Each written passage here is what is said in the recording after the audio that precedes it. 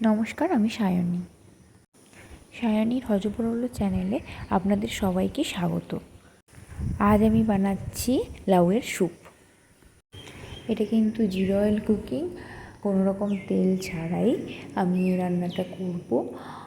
এটা একদম হেলদি এবং টেস্টি রেসিপি। তো তার জন্য প্রথমে আমি একটা প্রেশার কুকার নিয়েছি। প্রেশার কুকারে আমি একটু আদা আর রসুন দিয়ে দিচ্ছি, একটু অল্প থেতো করে নিয়েছি ওগুলোকে। আর তারপরে দিচ্ছি পেঁয়াজ কুচি অল্প একটুখানি, আর দিলাম টমেটো।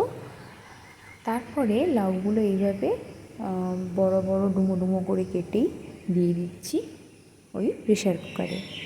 এরপর দিচ্ছি 3-4টি গোলমরিচ, গোটা গোলমরিচই দিচ্ছি, আর দিয়ে দিচ্ছি স্বাদ মতন নুন।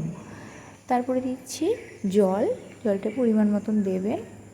সেদ্ধ হতে খুব বেশি জল লাগে না লাউ, কারণ লাউর নিজস্ব জল থাকে এবং সেটা সেদ্ধ হওয়ার সময় জল বেরোয়।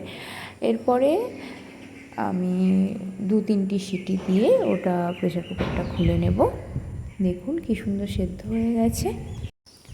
দেখো, এরপর একটা মিক্সিতে এই সেদ্ধ করা সমস্ত লাউগুলো আমি ঢেলে দেব এবং তারপরে একবার জাস্ট গ্রাইন্ড করে নেব। খুব বেশি মিহি করেও গ্রাইন্ড করার দরকার নেই। এরপর ওইটাই হচ্ছে তোমরা খেতে পারো। গ্রাইন্ড করে নেওয়ার পর ওই লাউয়ের স্যুপটাও খেতে পারো, অথবা তোমরা ছাঁকনিতে ছেঁকেও শুধু জুসটাও খেতে পারো, যে যেরকম পছন্দ করে। আমার তো এমনিই ভালো লেগেছে ভীষণ। আর তোমরা বাড়িতে অবশ্যই একবার ট্রাই করে দেখো এই হেলদি এবং টেস্টি লাউয়ের স্যুপের রেসিপিটা। আর কেমন লাগলো অবশ্যই জানিও। আর যারা আমার চ্যানেলে নতুন এসছো, প্লিজ সবাই লাইক, শেয়ার এবং সাবস্ক্রাইব করে দিও। আর পুরনো বন্ধুরা অবশ্যই পাশে থেকো এবং কমেন্ট করে জানিও।